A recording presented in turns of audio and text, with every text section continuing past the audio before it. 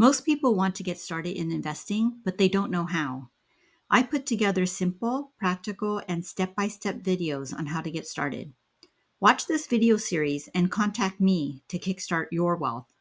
In the last video, we looked at options on where you can put your cash to earn higher returns. But you can't keep all your money in money market funds or CDs. You should keep enough in your emergency reserve to pay for 3 to 6 months of bills, depending on your situation. Have enough in the emergency reserve to pay for things such as rent, car, electricity, food, etc. Some people also have a bucket set aside if they're planning on a big purchase and need the money to buy a house or a car in the future. But beyond the emergency reserve, it's important to invest your money. Our goal is to kickstart your wealth, and money market funds, CDs, and cash won't get you to your goal. Let's take a look at what makes money and what doesn't. I'm going to show a picture from Rick Edelman's Rescue Your Money book. He has a nice picture of what makes money and what doesn't. Things that do not produce the returns you need: checking accounts, savings accounts, money market funds, bank CDs, treasury bills, EE savings bonds, life insurance policies, and fixed annuities. Why? Because you have to beat inflation or the rising cost of things. And as we saw yesterday, bank accounts were returning 0.01%. Here's another picture from the same book. This shows that inflation for these time periods were 3.2%. So your investments have to make more than 3.2% in this time period in order to buy the same things at the same price. But you're going to say, yesterday, we saw money market funds for 4.12. So I'm doing fine by putting all my money in money market funds. Let's take a look at things that do make money. Bonds at 9.4%, real estate at 10.3%, US stocks at 11%. And these are numbers from 1979 to 2008. Let's take a look at 2 ETFs, or exchange traded funds, which are similar to mutual funds, and we'll cover that in a later video. The first is VTI,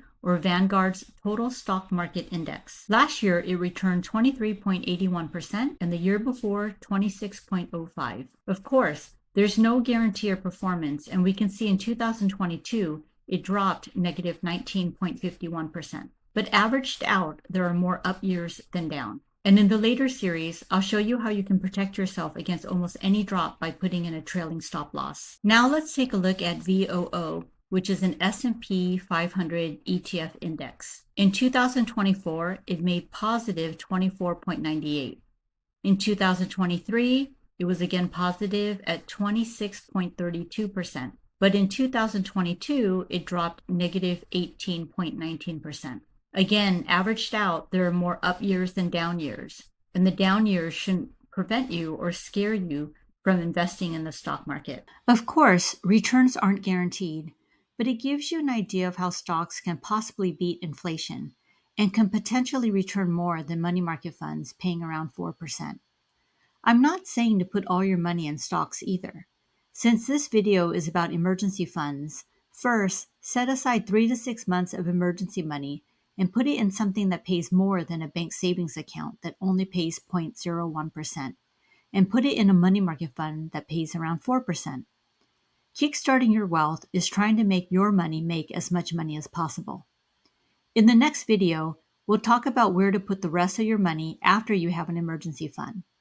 We'll talk about stock versus bond allocation and diversification. A good diversified allocation or portfolio is the key to kickstarting your wealth. A lot of people want to get started with investing, but they don't know how, or they just need a little hand-holding. There's a lot of misinformation out there, or they don't give you real tips on how to get started.